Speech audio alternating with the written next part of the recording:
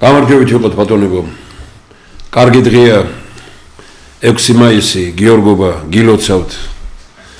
მადლია ამ დღეს რომ კარგ საქმეებზე ვილაპარაკოთ და დღეს სწორედ ორ საინტერესო პიროვნებასთან ერთად დღეს ჩვენ ვისაუბრებთ სწორედ მთავარ საკითხზე. ხშირად ლაპარაკობთ რომ მიწაზე ხალხის გარეშე მოვლენ ხალხები მიწის გარეშე პირველ ნაწილზე დღეს ერთ-ერთ გადაცემას შევეხეთ. ეხლა მეორეა მთავარი. ქართული მხოლოდ ქართული გზა ქვეყნის გადარჩენის სხვა გზა არ არსებობს. და აი როგორ წარმოგვიდგენია ეს და ვინმეს გონია რომ როცა ლაპარაკობთ ქართული მხოლოდ ქართული გზა, ვინმეს გონია რომ ჩაკეტილი ქვეყანა უნდა ვიყოთ და რაღაც და პირიქით. ქართული გზა ყველაზე გახსნილი, ყველაზე კარგი თანამშრომლობისთვის ისე არა როგორც ხელისუფლებამ ყველას გაუღო კარები და საქართველოს სოფლიოს მოსახლეობის 90%-ს პრაქტიკულად უვიზოდ შეუძლია შემოვიდეს ქვეყანაში. ეს კატასტროფაა. მე მინდა მოგესალმოთ ქალბატონ ნატალის ძალიან რომელიც არის უაღრესად საინტერესო ლიტერატურული სალონის შექმნის ინიციატორი, რომ თავის სახლში გააკეთა ამის აი ესე იგი რამდენიმეს მონაწილე გავხდი და ვარ ბედნიერი რომ ესე იგი ასეთ ხალხს შევხვდი, ასეთ საინტერესო ადამიანებს, ასეთი სერიოზული საუბარი იყო, ქართული განწყობა რაც მთავარია და ეგ ძალიან მნიშვნელოვანია. ეს არის ბედნიერება, როდესაც აი საკუთარი სახლის დათმობა ესე შეუძლია ადამიანს სწორედ აი ესეთ დიდი საქმისთვის. ის თვითონ ხელოვანი ქალბატონია, ამიტომ გვარი ასე აქვს აღებული, როგორც ხდება ხოლმე ხელოვნებაში კაპრიზი, ნატალია კაპრიზი. აი კი არის ესეთი პიროვნება, რომელსაც როგორც ბაქიზი და რაღაც და შემდგომ ისედაც ძალიან კარგი როგორც პიროვნება ადამიანი ჩვენ ბევრ რამეზე თან დაკავშირებით გვექნება მომავალში, როცა ლიტერატურული და სახელოვნებო მიმართულებით იქნება, ვილაპარაკებთ ქალბატონ ნატალია კაპრისთან, მაგრამ როდესაც სხვა მიმართულებით იქნება საუბარი, მაშინ ვილაპარაკებთ ქალბატონ ნატალია, ესე იგი ფინთიხაშვილთან, ეს ძალიან სასარგებლო, ძალიან სასარგებლო რაკურსი იქნება, მაგრამ ნელ-ნელა გავაცნობთ ხალხს მეორესაც.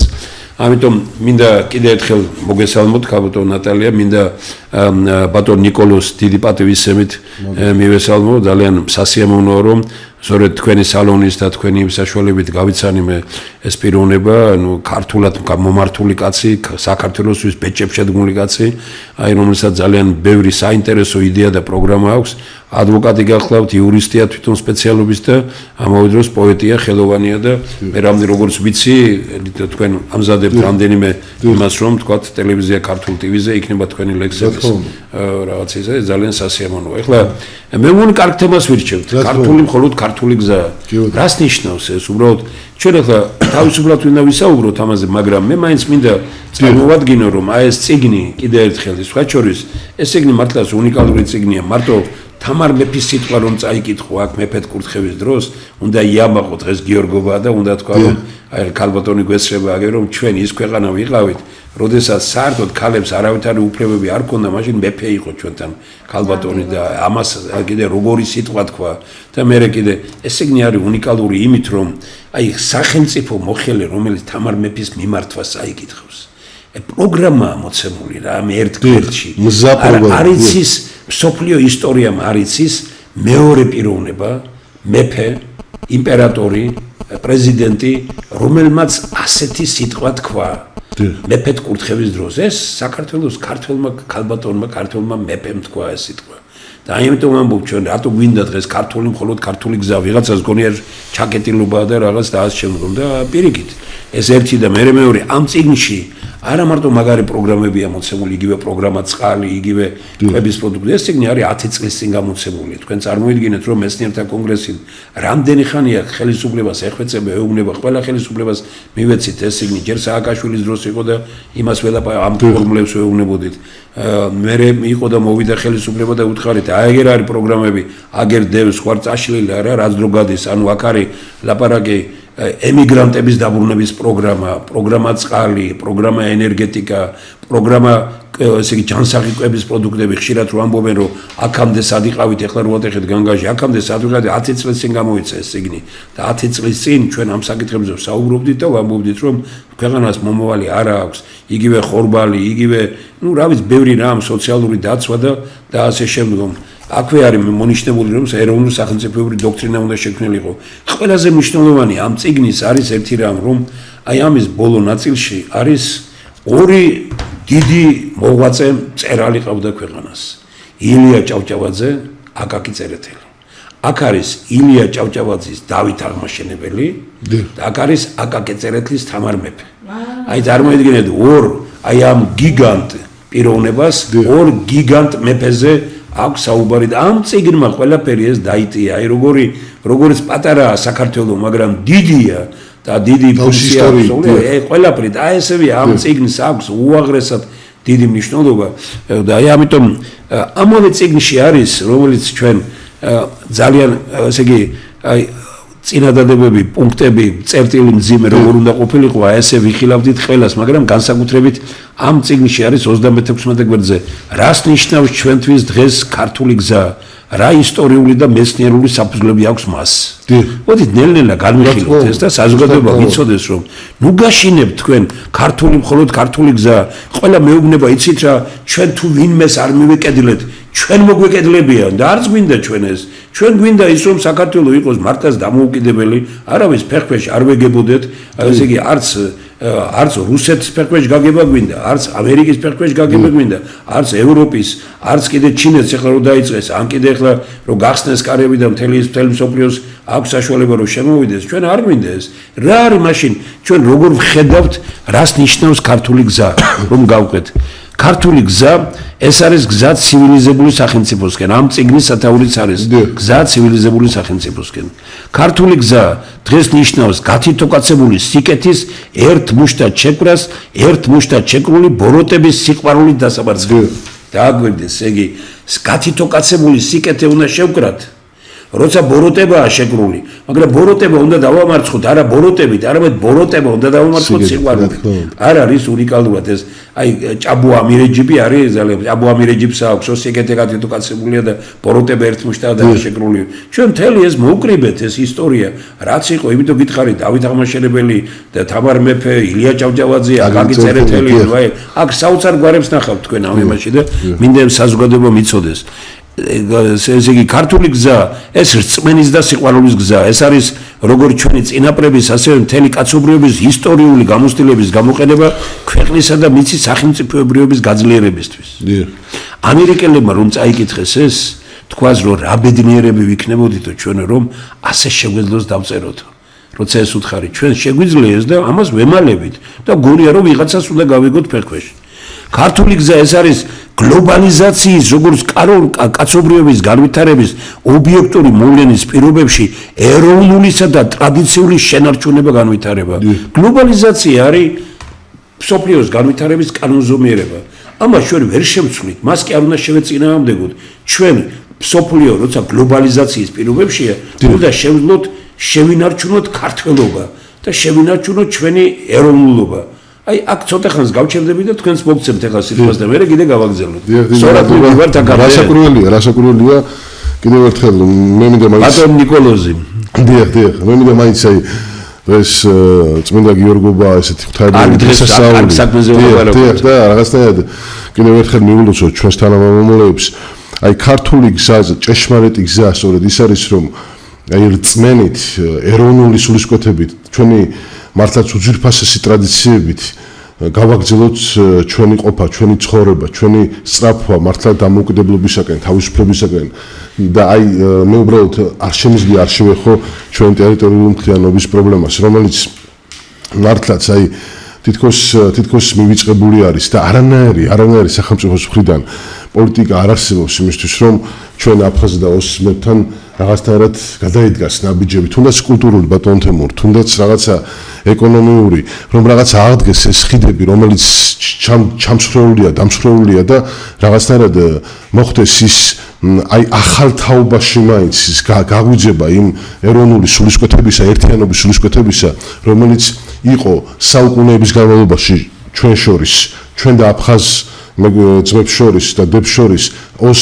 დებსა და ძმებს შორის იყო საუკუნეების განმავლობაში ერთობა, ჩვენ ერთიანი სახელმწიფო გქონდა, ჩვენ ერთიანი სახელმწიფოს პირობებში ცხოვრობდით და დღეს ნახეთ როგორი ცუდი მდგომარეობა არის უდიდესი დოზით დეემიგრაცია და მეორე მხრივ დანაწილებულია საქართველო და კაცმა არ იცის ხვალ როგორი მდგომარეობა იქნება. მე მინდა ვთქვა რომ 8000 წელს ითვლის საქართველოს ქართული გენის არსებობა შუმერებთან ერთად, აი წინარე შუმერები რომ იყვნენ, აი მაშინ იყვნენ ქართული ეთნოსის წარმომადგენლები. ბატონო გია კვაშილავა კითხულობდა ლექციას რამდენიმე დღის წინ, მე ვესწრებოდი და გაუცებული დავჭი მართლაც აი რამხელა კიდე ერთხელ ხომაღლა თქვა მან აი ეს ამ აკადემიკოსმა და ძალიან ღირსეულმა პიროვნებამ რომ ესე იგი ქართველი 8000 წლის წინანდელ ასე ვთქვათ ისტორიულ წყაროებში ფიქსირდება და ის ხორბალი და ის ღვინო რომელსაც მაშინ აყენებდა ქართული ეთნოსის წარვა ეს იყო ჩვენი ეროვნული პროდუქტი და მოდის მერე ქრისტე პირველ საუკუნეში და ამბობს რომ ჩემი ხორცი არის ესე იგი პური და ჩემი სისხლი არის ღვინო. წარმოგიდგენიათ? ანუ არის ძალიან დიდი საფუძვლები და არგუმენტები თანამემამულენო ჩემო რომ თვითონ ქრისტე ამ ქართულ ეთნოსში აი ამ ცივილიზაციაში დაბადებული იყოს.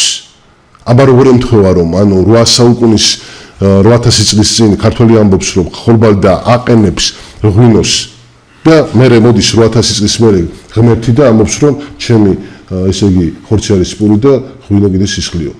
აი ესეთი ამხელა უდიდესი ისტორიის ძალიან კარგი რასთან მიდით თქვენ და უბრალოდ თქვენ ამდენჯერმე უნდა გამოთქვათ თქვენს საზრდოobლებს ძალიან კარგი რამე გითხარით და აი აგერ ნატალი მინდა რომ ეხლა თქვენს რაიმე რაც ავიკითხეთ რაიმე მიუღებელი ხო არ არის თქვენს გაგოთ ნატალი არა რა თქმა უნდა გიერთდებით პირველ რიგში მოგესალმებით გილოცავთ გიორგობას მისი მადლი გვფარავდეს ჩვენ ყოველთვის ვიყავით წმინდანების ღვთისმშობლის წირხვედრი ქვეყანა ვართ უამრავი წმინდანის ფარველობის ქვეშ ვართ და როგორც ბატონო თემურ დასაწყისში ბრძანეთ თქვენ საქართველოს ყოველთვის შობდა გიგანტ და ბუმბერას შვილებს და ყოველთვის აი ესე გამოვდიოდით კრიზისიდან რომ ყავდნენ განსაკუთრებული ადამიანები კაცობრიობის ისტორიაში არ არსებობს პერიოდი სადაც ქართველი არ ფიქსირდებოდეს რაიმე დიდი ღვაწლით, დიდი ისტორიით, მითოლოგიიდან დაწყებული მითების უძველესი პერიოდიდან, მითოსიდან, აიეტი ყავდა, მერე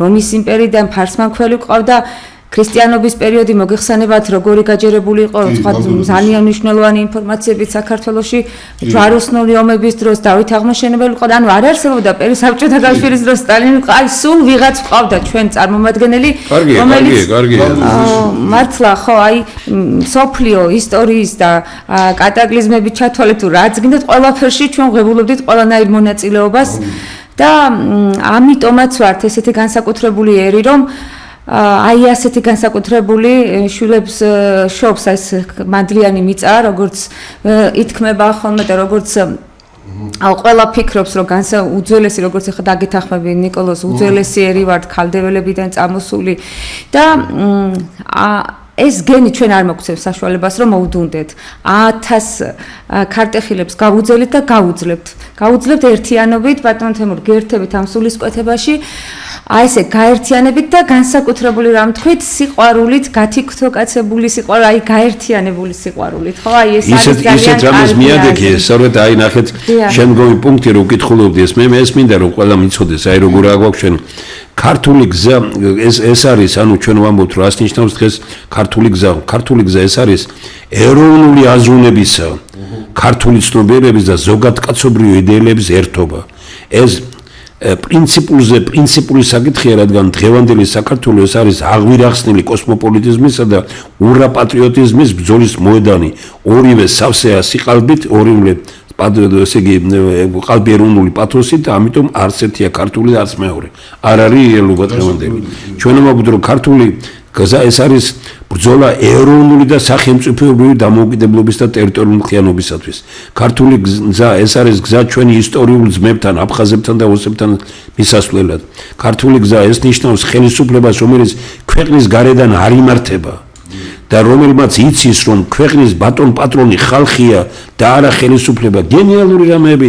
წერია ამ იმაში უბრალოდ ამას უბრალოდ აი ხალხი უნდა იცნობდეს ამ მოსაზრებებს როგორ ჩამოაყალიბა მეცნიერთა კონგრესმა ეს ისე უბრალოდ კი არა აი ნახეთ ახლა ქართული გზა ეს ნიშნავს ხელისუფლებას რომელიც ქვეყნის გარედან არ იმართება და რომელმაც იცის რომ ქვეყნის ბატონ პატრონი ხალხია და არა ხელისუფლება რომელიც აცნობიერებს რომ ის ანუ ხელისუფლება მსახურია და არა უფროსი რომლისთვისაც მთავარია რას ფიქრობს მასე საკუთარი ქვეყნის ხალხი და არა უცხოელი ექსპერტები პოლიტიკოსები და მათი პატრონები აი უნიკალურად არის ჩამოყალიბებული ქართული გზა ეს არის ის რაც საუკუნეების წინ საფუძვლად ედო დავით აღმაშენებლის საქმიანობას მეფე მხარს უჭერდა ძლიერს და იცავდა სუსტს ეს კი არის დავოსის კონგრესის ეკონომიკური ფორუმის მიერ მსოფლიო მომავლად აღიარებული თანამედროვე კონვერგენციის თეორია ქართული გზა ეს არის თაობათა ერთიანობა მართვაში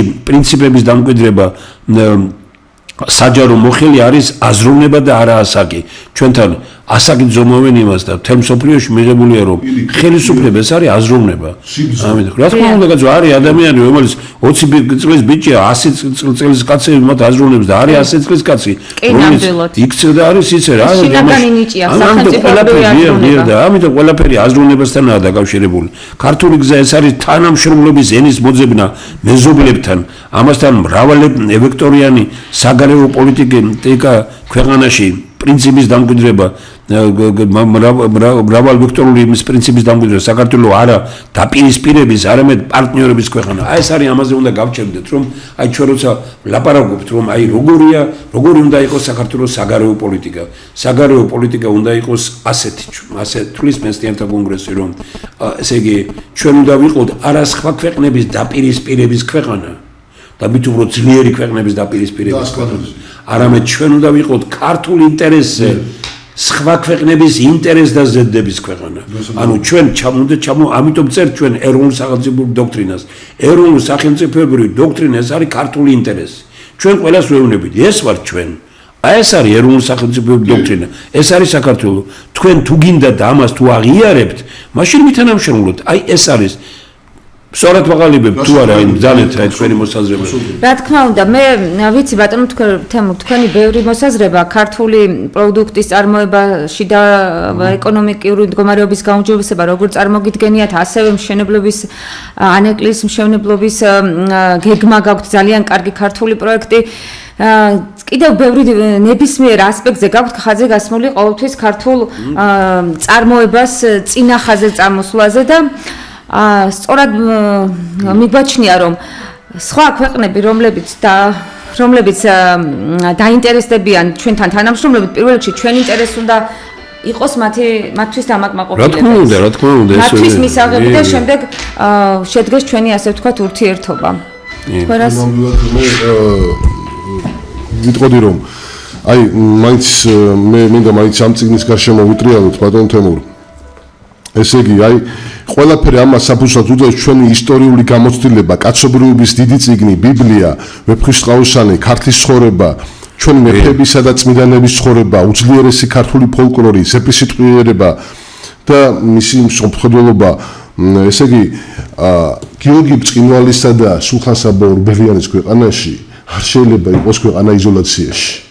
არ შეიძლება რომ საქართველოში დიპლომატია ესეთ მარცხს და ესეთ ვარდნას განიცდიდეს. და თითქოს ხელისუფლება დღეს ცდილობს რაღაცა დააბალანსოს ესე იგი სხვადასხვა ქვეყნებთან ვიზო რეჟიმის შემოღებით ასე ვთქვათ ეს ჩავარდნა და ეს კრიზისი რომელიც არის სიუზეულ სახელმწიფოებთან ჩვენი ესეთი მართლაც რაღაცა კრიზისი შევიდა ქართული დიპლომატია რას აკეთებს საგარეო საქმეთა სამინისტრო წარმოუდგენელია სად არის მისი მუშაობის შედეგები ჩვენ ხომ უნდა რაღაცნაირად ეს რაღაცა ვაკუუმი გავარღვიოთ და მოხდეს რაღაცა აღზევება ჩვენი ინტეგრაცია სიუზეულ სახელმწიფოებთან ევროკავშირში და ასე შემდეგ მე მინდა ვთქვა რომ ქართული ღირებულებები ქართული ტრადიციები ქართული ეროვნული ფასეულებები და ეს არის მივიწყებული და სწორედ მეცნიერთა კონგრესის მიზანი ის კი არის რომ ადამიანები პარლამენტში მოიყვანოს მხოლოდ რაღაც იმ იდეით რომ ხელისუფლებაში მოვიდეთ და ვმართოთ არამედ იმიტომ რომ ქართული იდეები წამოვიდეს წინ ქართული ეროვნული ფასეულობები იყოს გასაზღვრელი ქართული ხელისუფლებისა და არა პირადი პრივილეგიები. სწორედ იმიტომ ვამბობ ჩვენ ამიტომ ვაკეთებთ ემიგრაციაზე აქცენტს. მეცნიერთა კongრესი იმიტომ აკეთებს ემიგრაციაზე აქცენტს, რომ ეს ადამიანები არის მართლაც ძალიან ბევრი ღირსეული შვილი. გასულია ქვეყნიდან. ზოქროს ფონდი რა თქმა უნდა. მათ ნახეს რას ნიშნავს ნამდვილი ევროპა, ნამდვილი რუსეთი, ნამდვილი ამერიკა. დიდი გამოსხილება შეიძინეს. ის შემოიარა ესენი მიხვდნენ რომ საქართველოს უკეთესი ქვეყანა არ არის, მაგრამ უნდა მივხედოთ ამ ქვეყანას. ესა ქართული გზა სწორედ აი რომ მივხედოთ ჩვენ ქვეყანას. კი არ დაუპირისპირდეთ აბსოლუტურად. ზოგი ამერიკას ლანძღავს, ზოგი ევროპას ლანძღავს, ზოგი რუსეთს ლანძღავს, ზოგი ჩინას ლანძღავს. მივხედოთ ქვეყანას. დიახ, ყველაფერი შესაძლებელია ბატონო თემურ. ყველაფერი ანუ თითქოს აი ნიჰილიზმის დანერგვაც როგორც ხელისუფლების ისე ოპოზიციის მხრიდან აი პოლიტიკური პარტიების მხრიდან ქართულ პოლიტიკურ ასპარეზზე ესაც ემსახურება თითქოს რაღაცნაირად რომ ადამიანებმა შეხელი ჩაიქნევონ ადამიანებმა დატოვოს ქვეყანა აღარ მოისურვოს ქართულ პოლიტიკაში ყოფნა და შემოსვლა ესაც თითქოს რაღაცნაირად მიზანმიმართულად ხდება და საქართველოს ეკუთვნის ქართულ ხალხს საქართველოს არ არის რაღაცა ვიწრო ჯგუფების რომლებიც რაღაცა ძალაუფლებაში მოვლენ ძალაუფლებას შეიგდენენ ხელში და მე იმათ მსახურები ვარ 3 მილიონი და 4 მილიონი ადამიანი თუ 5 მილიონი რამდენია გასული ქვეყანა და რამდენია დღეს კიდე ტოვებს ხო ანუ ჩვენ უნდა დაუბრუნოთ წმენა ბატონ თემურ ქართულ ხალხში წმენა იმისა რომ საქართველოს ეკუთვნის ქართულ ადამიანებს საქართველოს მოქალაქეებს რომ საქართველოში შეისაძლებელი იქნება მეგობრებო დემოკრატიული მრავალპარტიული არჩევნების ჩატარება რომ ყველა სეგმენტს ყველა ჯგუფს ყველა საზოგადოებრივ კონტინგენტს ყავდეს თავისი წარმომადგენელი პარლამენტში აი ეს არის თავარი იდეა ყველა დემოკრატიას ყველა ქალაქს ყველა კუნძულს ყველა რელიგიურ მიმართულებას თავის წარმომადგენელი ყავდეს და აქ უნდა იყოს ეს ქართული განწყობით უნდა იყოს შეკრებილი იმიტომ ეს განმარტებები და 90-იან წლებიდან გვესმის ბატონო თემურ ვიკიშინები აი დემოკრატია ნამდვილი კლასიკური დემოკრატია დღემდე არ ღირსებია საქართველოს არ ღირსებია როგორ არის ახლა ჩვენ ამისი მქონდა კამათი ამას თქვენ განახეთ თუ არა მაშინ ესე იგი სად არის დემოკრატია ეძახიან ბიჭო რო არ არის რატო აკრიტიკებ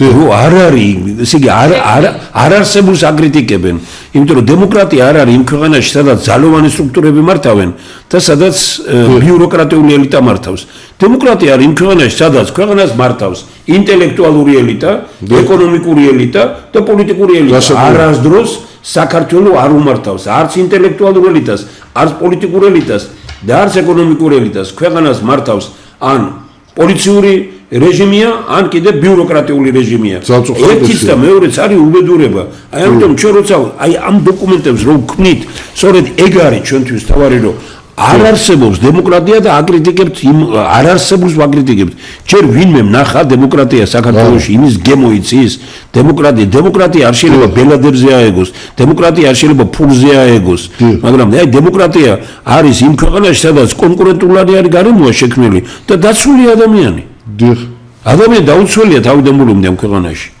აი ახლა თუნდაც უსაფრთხოების კუთხით რამდენად მძიმე მდგომარეობა შეიქმნა ამ სავიზო რეჟიმის გამარტივების კუთხით ეს არის დაცულობა კატასტროფა დიახ აი ეს დაცულობა კიდევ უფრო დაბალ ნიშნულზე ჩამოვიდა ხო ამიტომ ჩვენი ხვალინდელი შეხვედრა ძალიან კარგია რომ თქვენ განაცხადეთ დარწმუნებული ვარ ხალხო ნატალიც მიიღებს მონაწილეობას ხვალ და ჩვენ მეცნიერთა კონგრესის წევრებს ახლა არ გვაქვს საშუალება ყველას შევეხმიანოთ მაგრამ აუდიტორიაც ისეთია რომ 100 კაცი ვიქნებით ალბათ სადაც თქვათ ვიმსჯელებთ აი ამ იმაზე და ჩვენ მივიღებთ გადაწყვეტილებას რომ სადღაც თუ ხელისუფლება არ შეცვლის ამ პოზიციას და ამ სავიზო რეჟიმს არ დაიყვანს მსოფლიოს 90 მოსახლეობის 90%-ს საქართველოში უვიზოდ შეუძლია შემოსვლა და გაჩერდეს 1 წელი ნუ წარმოგიდგენიათ თქვენ ეს კატასტროფაა ბატონებო და კიდე მშენებლობა ამ დროს და თუ რაღაც გარკვეულ თანხას ჩადებს კიდე მოქალაქე ბინადრობის უფლებას იღებს და ეს ნიშნავს იმას რომ საქართველოს წავშალეთ უკვე იმის გამო რომ თქვენ შეინარჩუნოთ თანამდებობა ეს არის დაპირისპირება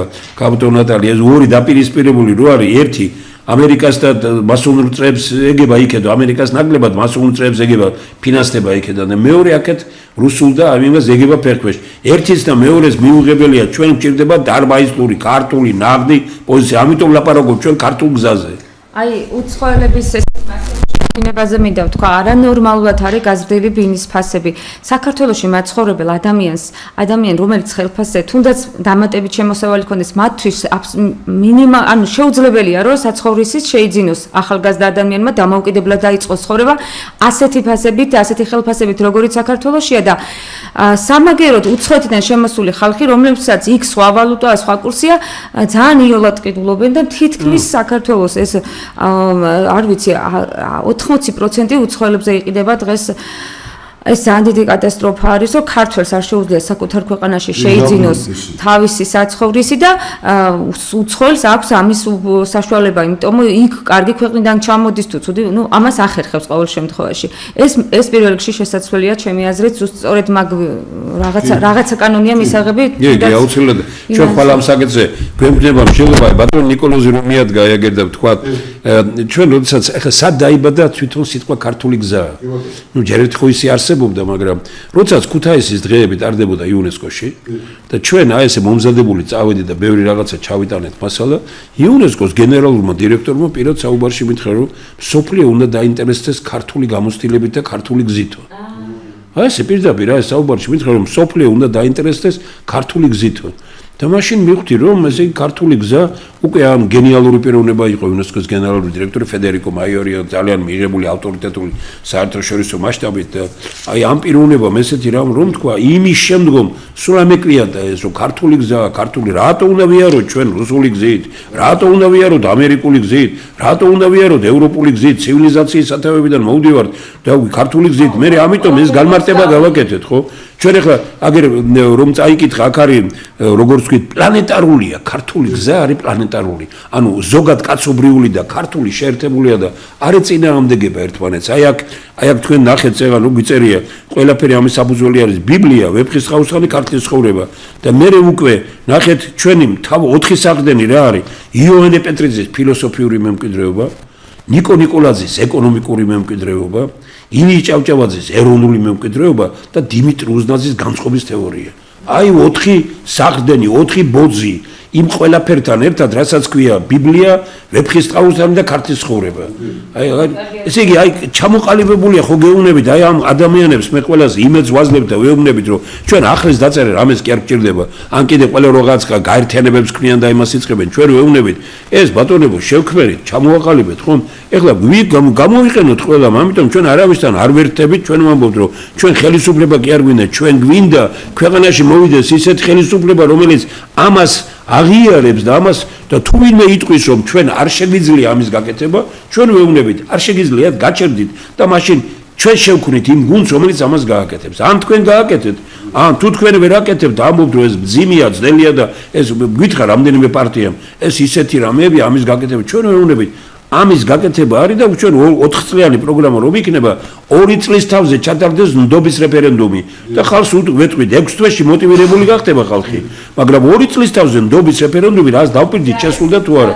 მეუბნები რომ თქვენ გააკეთეთ, გამოდით და თქვით რომ თქვენ პროგრამა მოგაქვთ და 2 წლის თავზე ატარებ ნდობის რეფერენდუმს, რომ რას დაპირდი ხალხს, არ დაგჭირდეს ქუჩაში გამოსვლა ყვირილი და ასე შემდეგ, ჩატარდეს რეფერენდუმი, ანუ ხალხმა ან გაგიგზელოს ვადა, ან გაჩერდეს. აი ეგრე ო რა თქმა უნდა, აი როცა ჩვენ ვლაპარაკობთ, აი ნახეთ როგორ არის, აი რა არის ჩვენი აქ რომ ესე იგი არ არის საკამათო რომ მთელ მსოფლიოში აღიარებულია იოანე პეტრიძე და ასე შემდეგ როგორც გითხარით და ასე შემდეგ მე-11, მე-12 საუკუნეებში გელათისა და იყალთოს აკადემიები ჯერ ერთი მანამდე იყო ფაზის აკადემია, რომელიც უნიკალური დიახ ნიკო ნიკოლაძის ეკონომიკური მემკვიდრეობა, დიმიტრი უზნაძე როგორც გითხარით, ილია ჭავჭავაძის და ასე შემდეგ ეს გამოცდილება ყველაფერი ეს იქნება ჩვენი პროგრამების საყრდენი. აქ დააგვირდით როგორი შემდგომი გადასვლა არის ეს ცხონებული ძალიან დიდი ფილოსოფოსი ესე იგი რეზო ბალანჩივაძე იყო ამ იმისისა 2 დღე ყამათობდით ამაზე, მაგრამ მაინც მე ბოლოს ჩაიწერა ჩვენ კარგად გვაქვს გაცნობიერებული რომ ვიდრე ვისაუბრებდეთ საქართველოს ევროპულ გზაზე, კარგად გქონდეს შესწავლილი და გაანალიზებული უდიდესი ქართველი მოაზროვნის ილია ჭავჭავაძის მიერ საქართველოში ევროპიზაციის ფუძემდებლად აღიარებული სოლომონ დოდაშვილის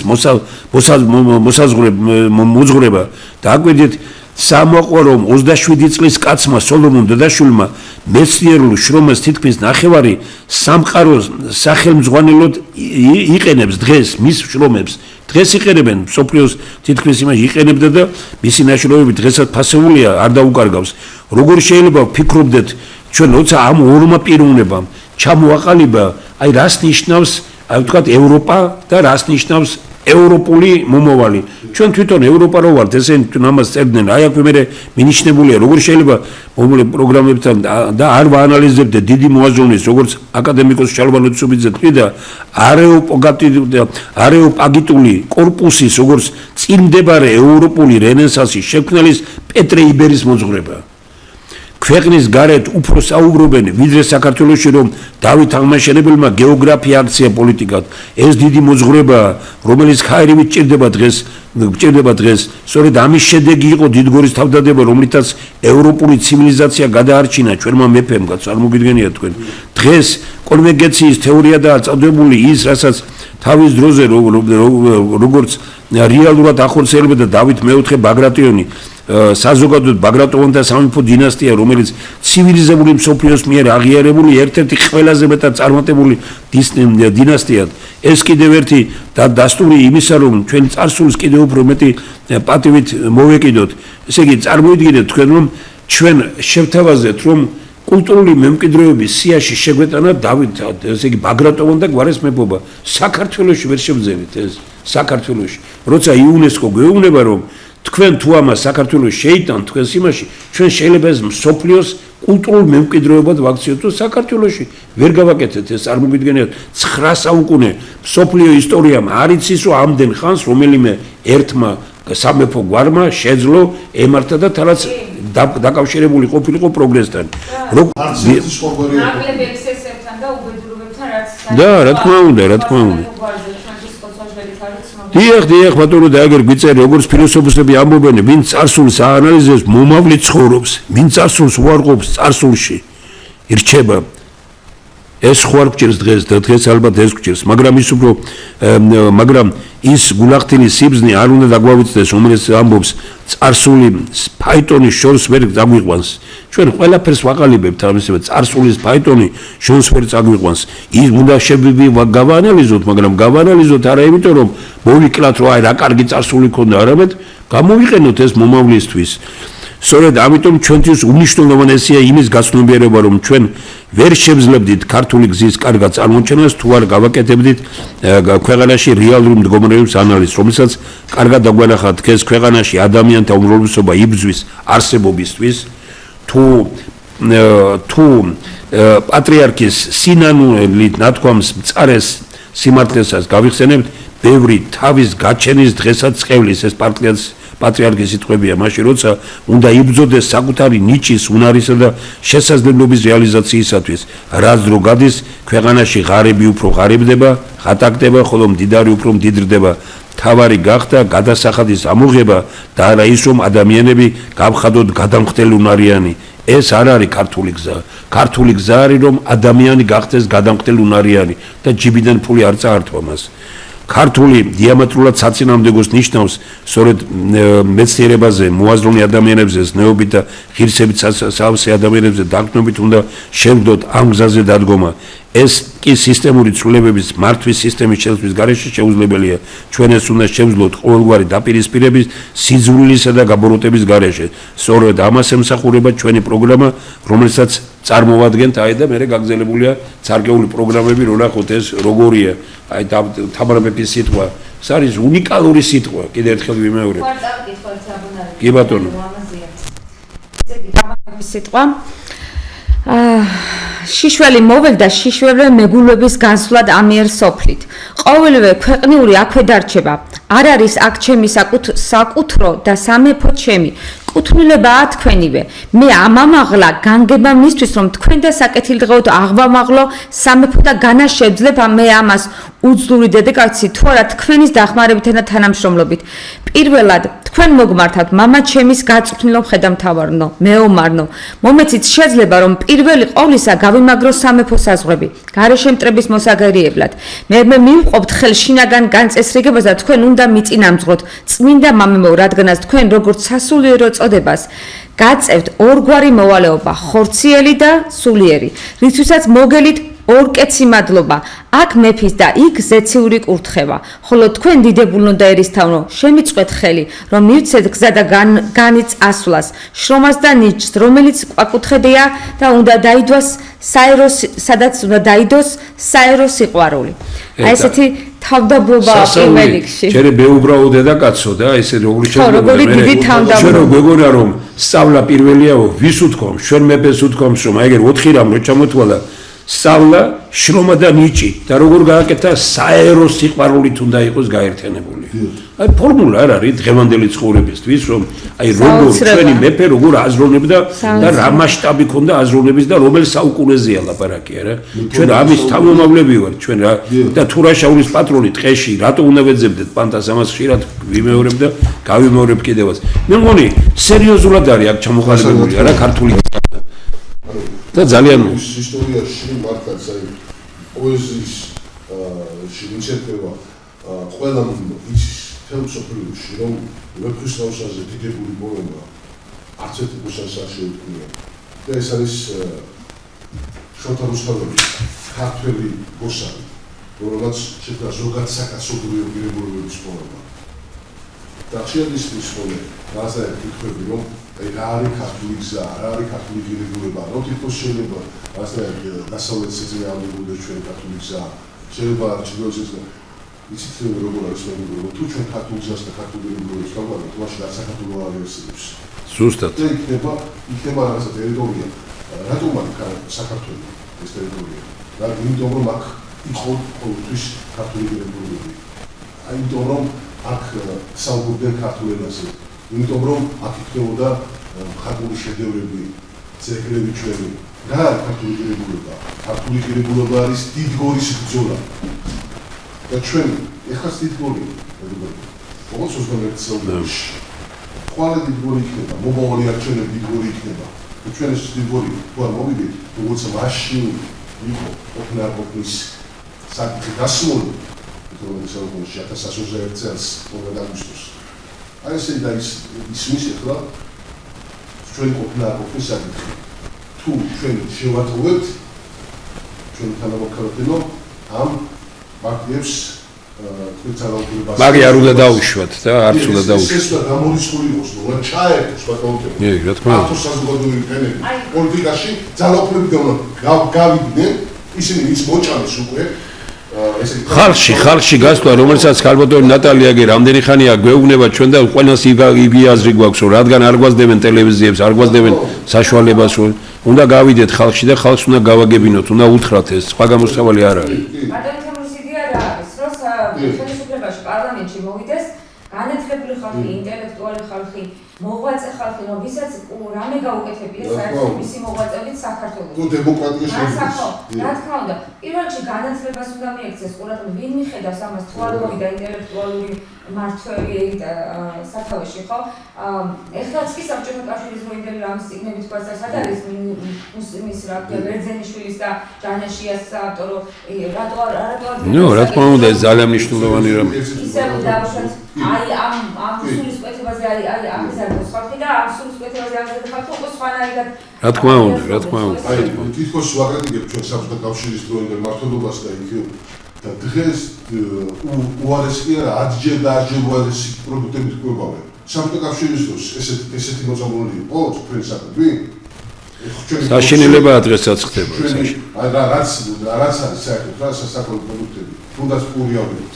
სულიერი საკვებიც და ფიზიკური საკვებიც ორთავი არის ძალიან მძიმე. მაშინ უფრო ბევრად ასადი პროდუქტები იყო, ნე ესე იგი გადამოდის, მაშინ დაპრობლემები ვიყავით და ეხლა თავისუფლები ვართ და რატომ უწამოთ მაშინ. თუ რეალურად ჯასაღი მართლობა არის ქვეყანაში და მე მინდა ერთი დღეს მაინც წმინდა გიორგობაა და რაღაცნაირად რაც ამაღლებული განწყობა უნდა იყოს რა, რომ ბოროტებაზე იმარჯვებს სიკეთე, სიმტკიცე იმარჯვებს რწმენაზე ყოველთვის, რწმენაზე უბოროტებაზე და შავბნა ძალებზე. რწმენა იმარჯვებს და სიკეთე იმარჯვებს. რომ იცით რა არის, თუ ჩვენ დავიჯერებთ იმას, რომ საქართველოს შეიძლება გამოვიდეს საუნჯინრო და თუ ამის რწმენა გვექნება, აუცილებლად გამოვა. მაგრამ თუ ჩვენ ხელს შევიქნებ, რაც საკურველი ესე არ იქნება. მე მინდა ერთი ლექსით ვაშავკივი შენ სიმტკიცეს ხმამთებს გადასცდებოდეს, მზეცრემებს რომ გადმოღრიდეს, შენს წინაშე კრთებოდეს, იმ ღვთაებრივ გიორგი დღეს ვარსკვლავის წყდებოდეს, მადლი გუმბათს სიღრებოდეს, გულს სიწმინდე ხვდებოდეს, განალოცვას სიტყვა უნდა, გზნობა ზეცას წვდებოდეს, შენი წმინდა სალოცავი მზის თაღს ედარებოდეს და სალამდე ამაოდრო ქარში ფანტებოდეს, ნეტა სათლა დამანთებდე, შენ ხატის წინ დონებოდე, შენ ვერ მოკლეს ღვთაებრივო, იქმნენ თვითონ ძლეულნი, თუნც გააკრეს ხელბრბლაზე, შენი წმინდა სხეული, რა სიმტკიცე ქონდა მაინც, გამძლობის რა ძალა, რომ გაწმა, მაგრამ ტარმა, ვერას გზით ვერ დაგძალა, არა ეს ვერ შეუგნია, ვერც მხეც და ვერც სატანას, რომ მტკიცე გულს შეუძლია, მრავალ ტანჯვის ატანა, რომ მტკიცე გულს შეუძლია, გადალახოს სიძნელე, სხვა სტანჯავდი შენ ბოროტო, მაგრამ თვით მოიცელე, მას სტანჯავდი, მას ებძოდი, ვინც სიმართლეს იცავდა, ის იწოდა ვით ფოლადი, ცეცხლში გამოიცადა, სულში რწმენა მარადენთოს, რა სხვა ამისთანა, კვლავ დაბადე ღმერთო, წმინდა გიორგისთანა. კიდევ ერთხელ გილოცავ. კარგია, მოგებრებოდა. ძალიან კარგად გამოვიდა კაპიტონ ნატალი, რომ ჩვენ დღეს გიორგობა დღეს ვისაუბრეთ, კარგი ლექსით ვამთავრებთ. გიორგობა დღეს ვისაუბრეთ იმაზე, რას ნიშნავს ქართული გზა. ეს ძალიან არაფერი შემთხვევით არ ხდება, ყველაფერი ძალიან ბუნებრივად წავიდა.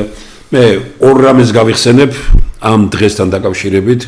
პირველი ის, რომ გერმანელი მეცნიერი გამოდის მოსკოვში და ამბობს, მსოფლიო მიწის 3 ხალხი, რომლებიც პლანეტარული სიყვარულით დაიბადნენ. ესენი არიან ფინიკიელები, შუმერები და ქართველები. აღარ არსებობს ორი, დარჩა ქართველი. მთელი მსოფლიო უნდა გაუფრთხილდეს ქართველს, ამას ამბობს გერმანელი. მეორე, გერმანელმა თქვა, რომ აი კავკასიაში რო აღმოაჩინეს ეს თეთრკანიანი, რომ ეს ქართველია და რომ საწყისი თეთრკანიანის და საერთოდ ცივილიზაციის ძალიან სერიოზული კავკასია და საქართველო და დმანისი ამას ადასტურებს და მესამე, რაც ერთ-ერთი სამება სხვა რამეა, ერთ-ერთი მნიშვნელოვანია, რომ 45,000 ინტელექტუალს კითხეს ამერიკის ერთ-ერთმა ინსტიტუტმა კითხმა, ვინ არის ყველა დროის ყველაზე კარგი მწერალი და პოეტი. 45,000 ინტელექტუალის გამოკითხვით დადასტურდა, რომ ყველაზე დიდი მწერალი, ყველა დროის ყველაზე დიდი მწერალი არის შოთა რუსტევი. მეორე ადგილზე ვინ არის კითხავდა ვაჟა-ფშაველა. მესამე ადგილი არავის არ დაუთმეს და დოსტოევსკია მეოთხე ადგილზე და იქეთ მიდიან უკვე შექსპირი და სხვები. არ არის ბედნიერება ეს.